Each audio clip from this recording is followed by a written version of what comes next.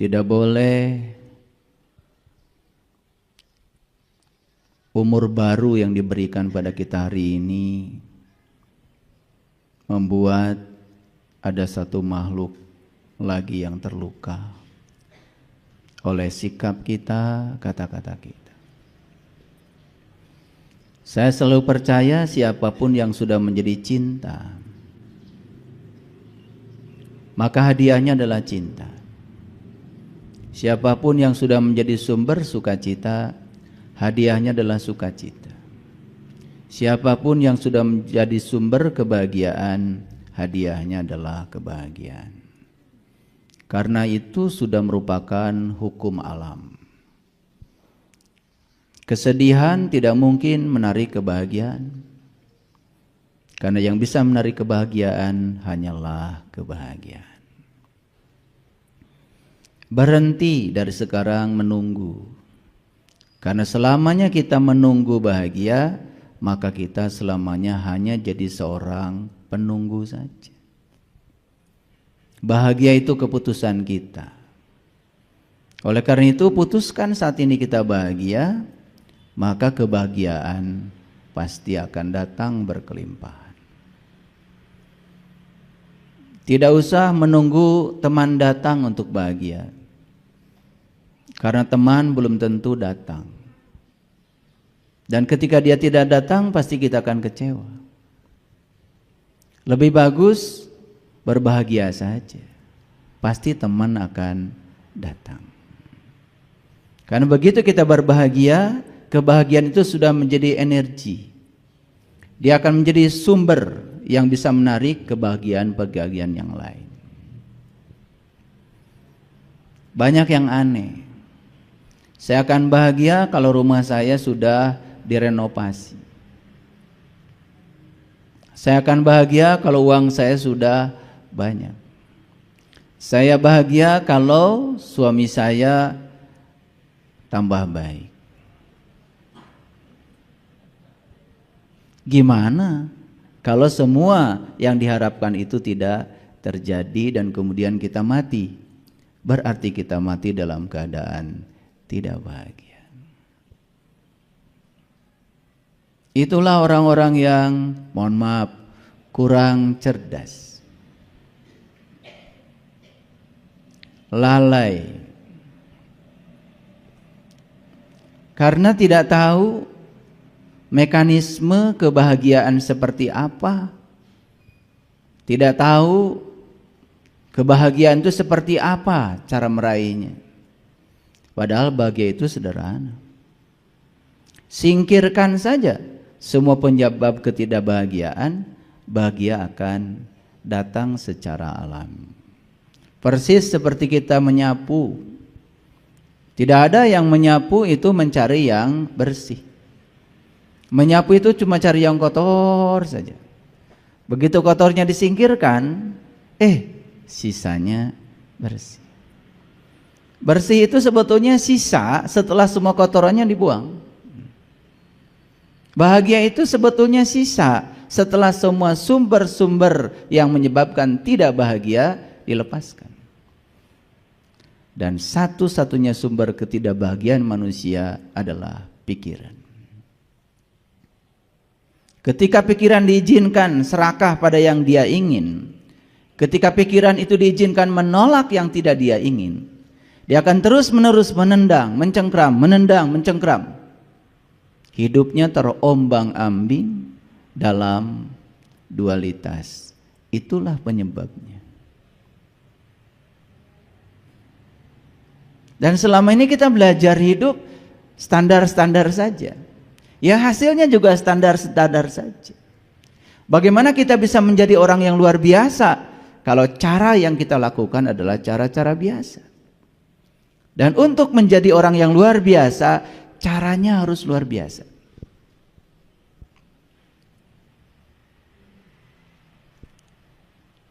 Oleh karena itu kita bersyukur hari ini kita berada di sini, di ruang kesadaran.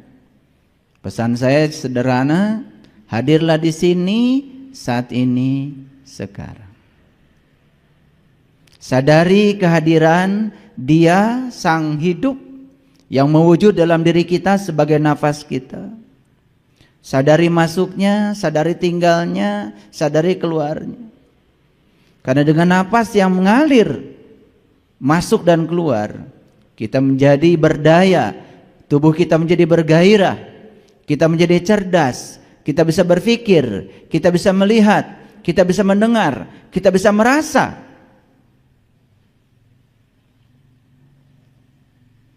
Semua itu karena kehadiran Sang Hidup dalam diri kita.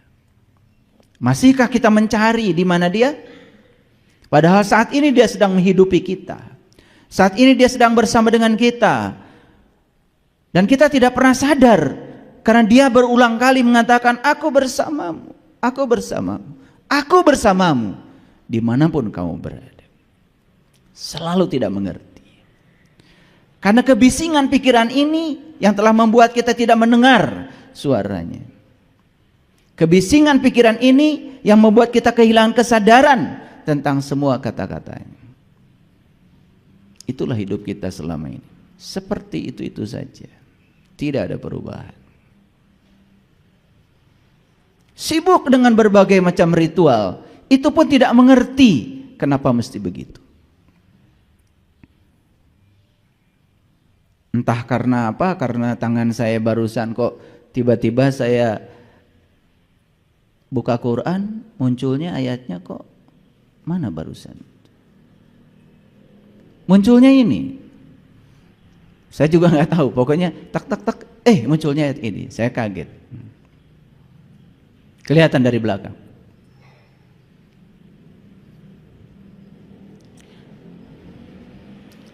Ud'u rabbakum tadarruan wa khufyatan. Ud'u itu artinya undanglah Rabbakum, Tuhan. Sayang sekali ud'u, doa, selama ini diartikan doa. Dan doa selalu diartikan permohonan. Doa selalu diartikan permintaan. Sepertinya Tuhan yang Maha Tahu itu baru ngasih sama kita kalau kita memintanya. Sepertinya Tuhan yang Maha Agung itu dengan keagungannya baru memberi kalau kita merengek-rengek kepadanya. Dari kecil kita diajarkan ada doa mustajab, doa tidak mustajab. Macam-macam ajarannya. Kalau ada benda ini di rumah, awas. Malaikat tidak datang. Nyalahkan benda. Buang benda-benda itu. Malaikat akan datang, rezeki akan datang, utang lunas. Saya nggak ngerti. Kenapa agama itu jadi begitu? Padahal doa yang sebenarnya ini sini. Apa yang kita pikirkan berulang-ulang, apa yang kita katakan berulang-ulang, apa yang kita lakukan berulang-ulang, karena ada proses repetisi di situ, itu doa. Dan doa itu arti yang sebenarnya adalah undangan. Jadi Allah itu hanya ingin diundang, hanya ingin dirasakan kehadirannya, karena begitu dekat bersama kita, kok sampai hari ini kita tidak merasakan kehadirannya. Lucu kalau saya bertanya sama yang ketemu saya, buat apa kamu kesini? Izin ayah, saya ingin mendekatkan diri kepada Allah. Itu kalimat sudah biasa, dianggap kalimat benar itu. Itu kalimat konyol itu. Mau mendekatkan diri kemana lagi? Allah sudah maha dekat. Bahkan Allah lebih dekat daripada uratnya di lehermu. Mau mendekatkan diri kemana lagi? Kenapa tidak diubah, ditransformasi pemikiran kita? Harusnya Allah sebegitu dekat dengan saya. Tapi mengapa sampai hari ini saya tidak merasakan kehadirannya? Naik sedikit kelasnya. Daripada hanya mengulang-ulang kata-kata yang diulang kebanyakan orang. Ingin mendekatkan diri kepada Allah. Ingin mendekatkan diri kepada Allah. Itu dianggap benar kalimat itu. Ud'u Rabbakum tadarruan wa khufyatan. Undanglah Tuhanmu, undang Tuhanmu tadarruan, dengan penuh rasa hormat. Wa khufyatan, dan tersembunyi. Khufi itu tersembunyi, khufi itu hening, khufi itu nggak ada suaranya, khufi itu pikirannya bisa terkendali, itu khufi. Wa khufyatan. Cuma dua kok cara mengundang Tuhan. Satu tadoru, penuh rasa hormat. Yang kedua khufi, tersembunyi.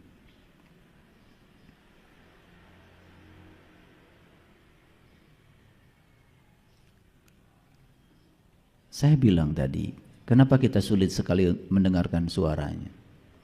Karena kita tidak khufi. Kita juga tidak tadoru. Tidak penuh rasa hormat. Apa yang terjadi dengan kita selama ini? Jangankan orang lain, bahkan Tuhan pun dicoba untuk diatur oleh kita supaya mengikuti segala keinginan dan ambisi kita. Itu sumber penderitaan kita. Pasangan hidup kita atur sedemikian supaya tunduk dan patuh kepada keinginan kita. Tetangga kita atur sedemikian supaya mereka juga hormat sama kita. Anak-anak kita, cucu kita atur sedemikian supaya mereka juga taat kepada kita. Dan kita bahagia. Kita hanya sedang mencetak orang lain menjadi diri kita. Dan kita sudah melawan hukum alam. Harusnya anak kita hormati sebagai tamu agung ke semesta. Biarkan dia jadi dirinya sendiri. Cucu kita hormati sebagai tamu agung yang diutus ke semesta. Hormati supaya jadi dirinya sendiri. Murid-murid kita hormati sebagai tamu agung. Biarkan dia jadi dirinya sendiri. Apa yang terjadi dengan sistem pendidikan kita? Bahkan semua murid harus seperti yang dipikirkan oleh gurunya. Sekarang kesadaran sudah mau meningkat. Saya baca rapornya cucu saya. Tidak ada angka lagi sekarang. Semua deskripsi. Angka 6, 7, 8, 9. Tidak ada suaranya. Tidak bicara apa-apa. Orang tua perlu deskripsi. Perlu penjelasan yang lebih utuh. Oh, anak ini ketika belajar tentang materi ini responnya begini-begini, semua dideskripsikan. Itu yang kita butuhkan. Perlu detail memahaminya. Sekarang sudah mulai begitu di sekolah yang berkesadaran. Tapi sekolah itu jumlahnya masih sangat sedikit dan mahal. Kebanyakan yang mengajar tidak sadar. Yang bikin sekolah tidak sadar, yang sekolah di sana tidak sadar, orang tua yang menyekolah pun tidak sadar. Semua gelap gulita. Dalam kegelapan itu datang kegelapan-kegelapan baru. Anak kita salah dihukum, anak kita tidak bisa dihukum, seragam keluar sedikit dihukum, dan semua harus seragam.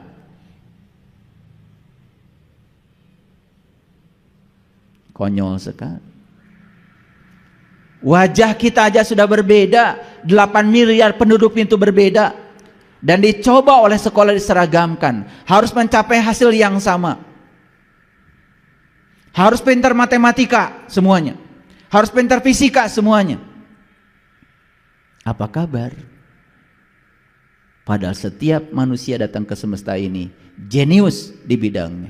Harusnya arahkan setiap anak untuk menemukan dia jenius di bidangnya. Begitu enggak? Dan kita jadi korbannya. Makanya sampai sekarang apapun yang kita lakukan kelihatan menjadi sangat idiot. Karena kita tidak menemukan personal genius zone kita. Saya itu sebenarnya jenius di bidang apa? Tidak tahu. Kata orang tua pokoknya, Bapak sebagai pedagang kamu harus dagang. Bapak dokter, kamu harus dokter. Bapak insinyur, kamu harus insinyur. Bapaknya tukang gali, kamu harus jadi tukang gali juga. Tidak, kita tidak pernah menghormati rencana semesta dengan kelahiran makhluk-makhluk baru. Dan ketidaksadaran ini terus-menerus seperti itu. Begitu anak kecil langsung dikasih baju ini, baju itu, kasih atribut ini, atribut ini. Titipkan pada ibu ini, bapak ini. Disuruh menghafal ini, menghafal itu. Dan kalau sudah hafal, kita bangga sebagai orang tua. Padahal hafalan tidak akan berkontribusi kepada akhlak. Hafalan tidak akan berkontribusi pada kesadaran. Mengingat itu keterampilan berpikir paling rendah. Dari 6 keterampilan berpikir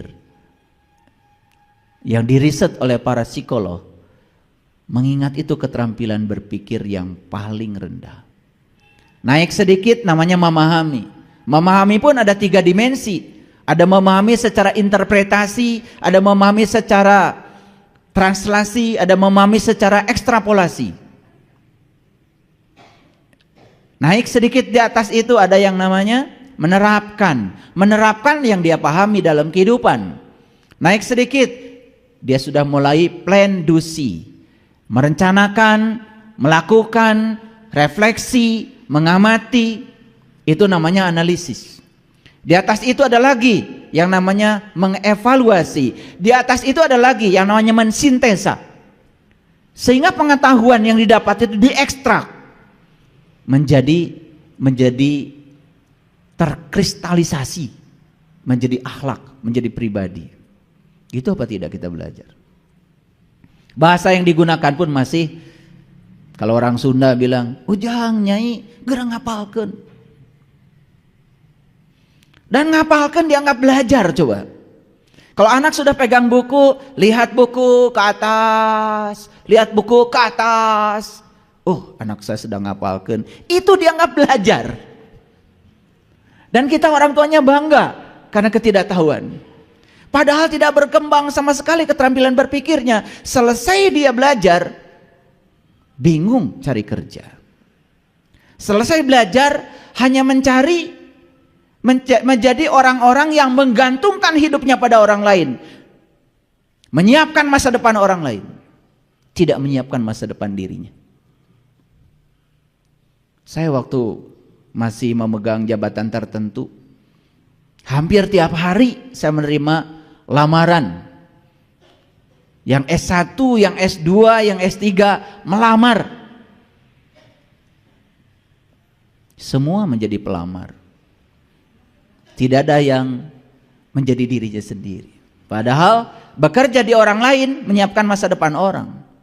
Kalau bekerja sendiri, walaupun hasilnya cuma 100.000 satu minggu, tetap aja direktur. Betul atau tidak?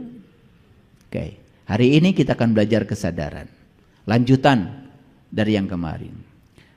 Kenapa saya setiap kali mau ngasih kajian, saya selalu minta dihubungkan ke alam tinggi. Dalam hening saya membaca subhanaka la ilma lana illa ma 'allamtana innaka antal alimul hakim. Karena saya tidak bisa apa-apa, saya tidak tahu apa-apa, saya tidak punya apa-apa, saya bukan siapa-siapa. Saya serahkan diri saya seutuhnya supaya apa yang saya sampaikan bukan pikiran saya, bukan hawa nafsu saya, tetapi pikiran dan keinginan Sang Pencipta yang merencanakan kita semua. Dan saya pastikan kalau kita menghubungkan diri kepada Dia yang maha luas, maka semua orang ada di tempat ini akan terlayani semua kebutuhan. Itu hebatnya Dia yang maha tahu. Datang ke sini saya juga tidak tahu masalahnya apa.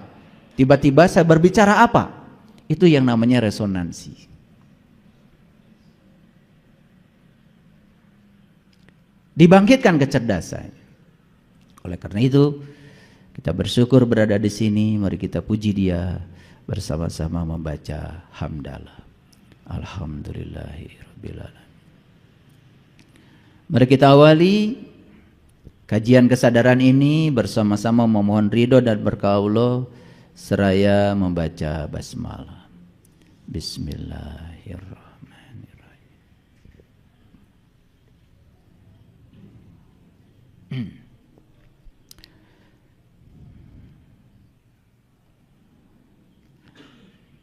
Saya tidak tahu, tiba-tiba hari ini saya ingin berbicara ini. Intuisi saya ingin bicara ini.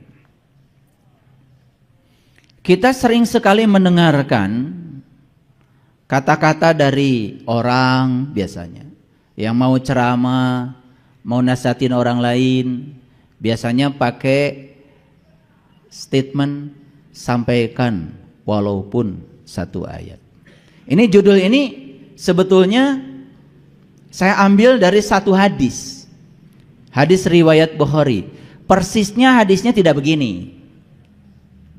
Nanti akan kita baca persisnya hadisnya. Karena judul ini cuman diinspirasi oleh hadis. Jadi saya ingat diri saya. Karena saya dari kecil dibesarkan di lingkungan agama yang sangat ketat. Ayah saya adalah seorang pemuka agama.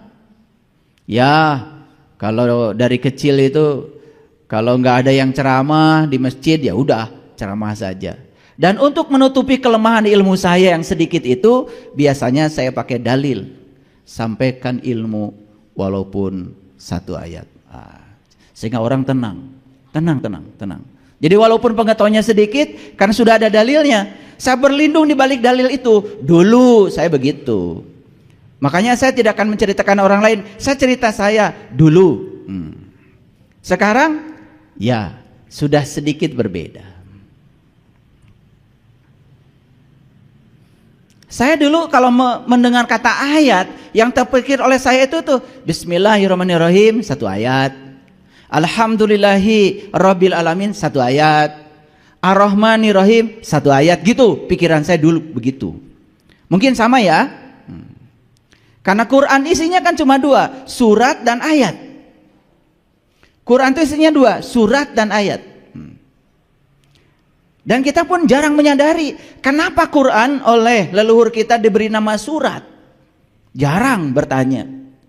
Kalau saya bertanya terus, saya itu punya buku bodoh namanya itu. Jadi buku bodoh itu daftar pertanyaan saya. Apa saya yang kelihatan saya tanya itu. Hujan saya tulis. Kabut saya tulis. Bahkan ada mobil tulisan di situ 16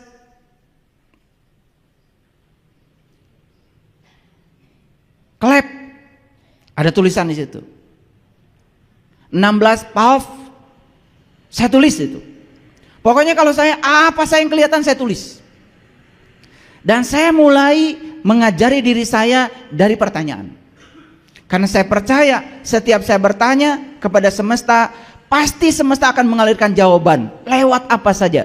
Karena semesta punya mekanisme sendiri untuk mengalirkannya. Makanya bagi saya bertanya itu seperti melemparkan kail, ada umpannya ke laut, ada harapan untuk mendapatkan ikan daripada tidak bertanya sama sekali. Jadi saya bertanya tuh dari kecil, senang sekali. Saya bertanya dari kecil, senang sekali. Makanya saya tanya iman itu apa, Islam itu apa. Saya nanya. Dan ternyata dapat jawaban daripada yang tidak pernah bertanya. Itu cara belajar saya. Jadi ternyata ayat itu bahasa Arab artinya adalah tanda. Jadi sebetulnya ya Nabi Muhammad itu menyampaikan kepada kita hadis resminya begini. Sampaikan dariku walaupun hanya satu tanda. Itu lengkap hadisnya begitu. Ulangi ya. Sampaikan dariku walaupun satu tanda sebetulnya. Nah kita kembali lagi kepada tugasnya para rasul, tugasnya para nabi. Apa sih sebetulnya tugasnya para nabi dan rasul? Yuk kita tetapkan kembali. Tugasnya para rasul, para nabi itu ternyata mengajak manusia kembali kepada Allah. Setuju? Di Quran dikatakan, ud'u ila sabili rabbika. Ud'u ila sabili rabbika. Undanglah manusia ke jalan Tuhannya. Undanglah manusia ke jalan Tuhanmu. Begitu. Para rasul, para nabi tidak akan sukses mengundang manusia ke jalan Tuhan kalau mereka tidak mengenalkan Tuhan. Oleh karena itu ajaran pertama yang disampaikan oleh mereka adalah ajaran tentang bagaimana cara mengenal Tuhan. Itu ajaran pertama. Sampai Nabi Muhammad mengatakan awwaluddin ma'rifatullah. Awalnya agama adalah mengenal Tuhan. Dan saya bisa buktikan semua nabi, semua rasul di Quran tidak ada yang mengawali perjalanan agamanya lewat jalan syariat. Semua lewat jalan ma'rifat. Dan ma'rifat bukan tingkatan tertinggi dari ilmu. Ma'rifat itu adalah ilmu awal supaya kita benar bersyariat. Bukankah Nabi Muhammad sebelum sholat Isra Mi'raj dulu? Betul? Bukankah Nabi Musa sebelum sholat beliau juga diundang dulu oleh Allah di Al-Muqaddasi Tua? Bukankah Nabi Ibrahim sebelum mengatakan inni wajjahtu wajhiya lilladzi fataras samawati wal ardh, beliau pun mencari Tuhan dulu? Semua nabi begitu. Itu ilmu awal yang diajarkan oleh mereka. Dan lucunya sekarang ini dianggap ilmu tertinggi, padahal ini ilmu awal supaya kita benar beragama, supaya benar bertauhid.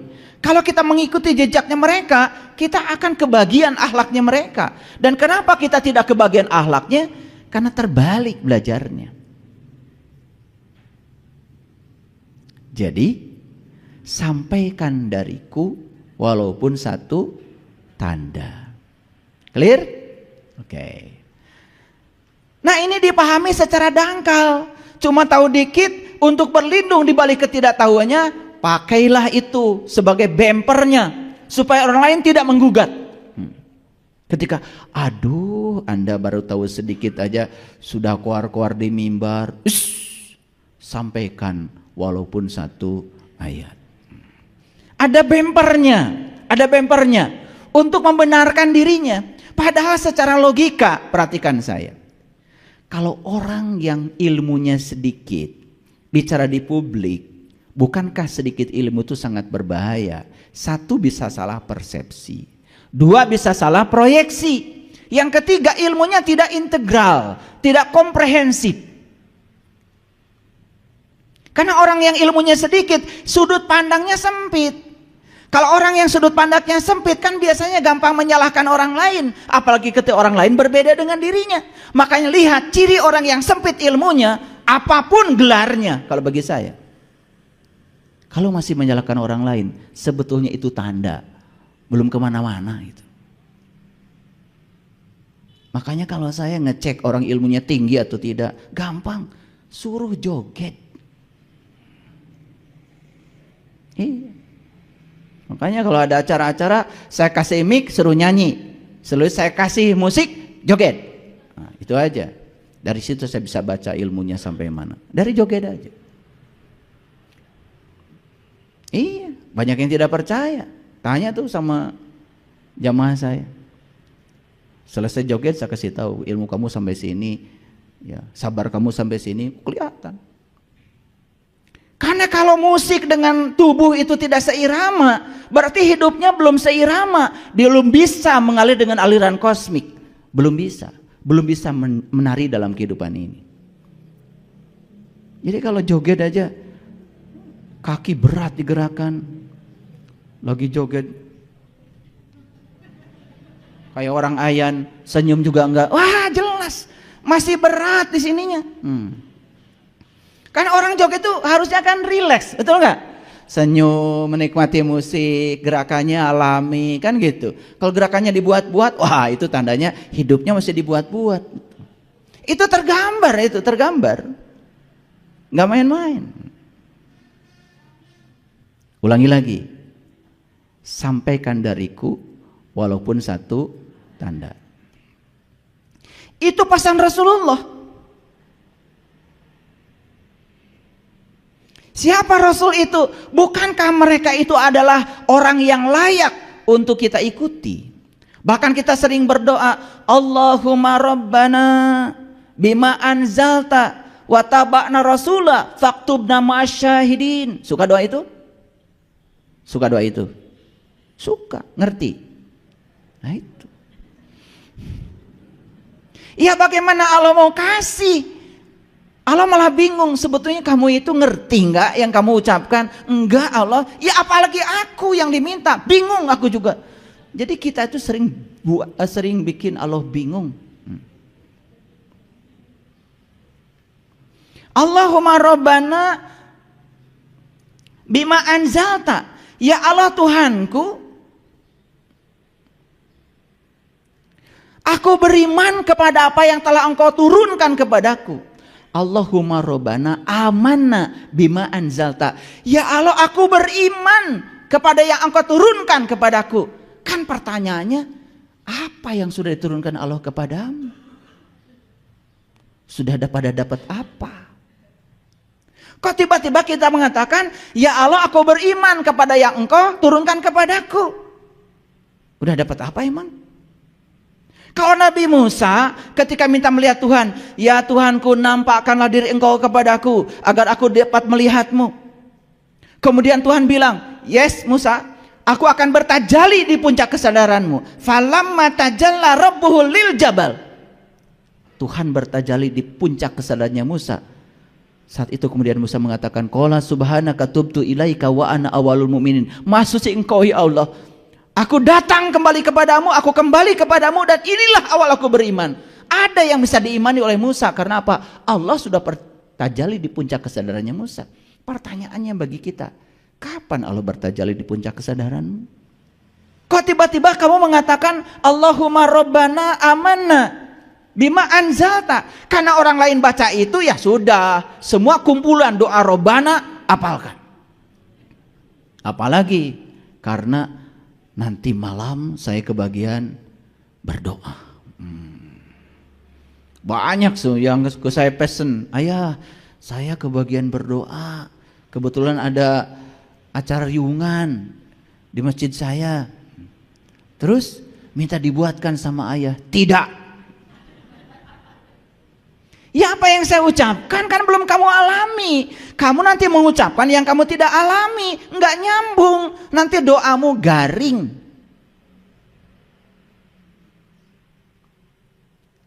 Allahumma rabbana amanna bima anzalta wa taba'na rasulah faktubna ma'as syahidin. Aku adalah pengikut para rasul, dan jadikanlah aku orang-orang yang selalu menyaksikan. Saya berani mengatakan doa itu. Kenapa? Ya, sedikit-sedikit mengalamilah.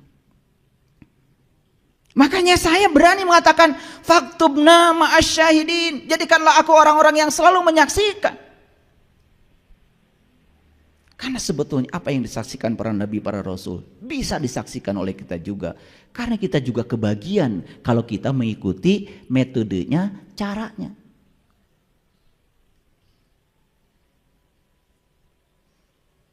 Paham sampai sini?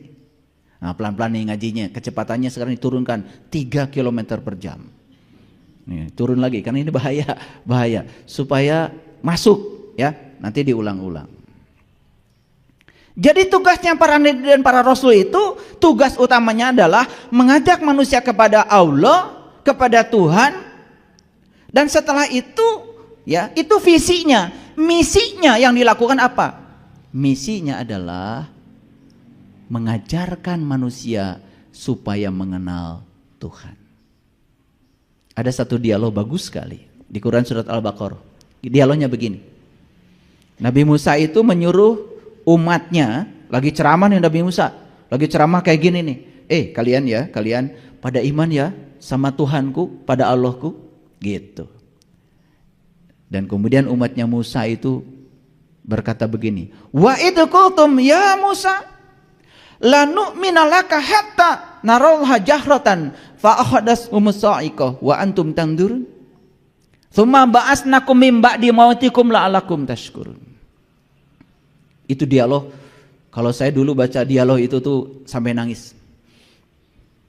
Kenapa? Hai Musa, bagaimana aku bisa beriman pada Allahmu itu kalau yang boleh lihat cuma kamu? Bagaimana aku bisa beriman pada Allahmu itu kalau saya nggak boleh lihat? Yang boleh lihat cuma kamu. Itu kan permintaan yang wajar, bukan? Itu diabadikan di Quran surat Al-Baqarah 55. Baca nanti sampai di rumah. Kalian tuh bacanya kebanyakan. Sampai 1 hari 1 juz. Gimana mengekstraknya pengetahuan seperti itu? Lalu apa yang dikatakan di situ? Summa Summa ba'atsnakum min ba'di mautikum. Dan kemudian orang ini yang berkata kepada Musa, "Hai Musa, bagaimana aku bisa beriman pada Allahmu sebelum aku bisa menyaksikan dia dengan terang, dengan jelas?" Dan ternyata semua permintaan itu, semua undangan itu dikabulkan Allah. Lalu summa ba'atsnakum min ba'di mautikum, dan orang itu mengalami kebangkitan dari kematian kesadarannya. La'allakum tashkurun, dan kemudian dia jadi orang-orang yang bersyukur. Saya tanya, tahu artinya syukur? Tahu apa tidak? Ya kalau tidak bilang, Musa jelaskan. Syukur itu kebalikan daripada kufur. Tahu artinya kufur? Kufur itu artinya tertutup. Syukur kalau begitu, kalau kebalikannya berarti syukur apa? Syukur itu terbuka. Jadi orang yang bersyukur itu orang yang sudah terbuka. Sudah tidak lagi terjebak oleh dualitas. Apapun yang terjadi dia terima apa adanya. Itu syukur. Makanya syukur itu artinya terbuka. Datang orang yang menyayangi dia, terbuka. Datang orang yang menyakiti dia, terbuka. Dia menerima dua-duanya dengan cara yang sama. Itu syukur. Kalian syukurnya gimana? Naik pangkat syukuran. Betul? Iya, turun pangkat nggak ada.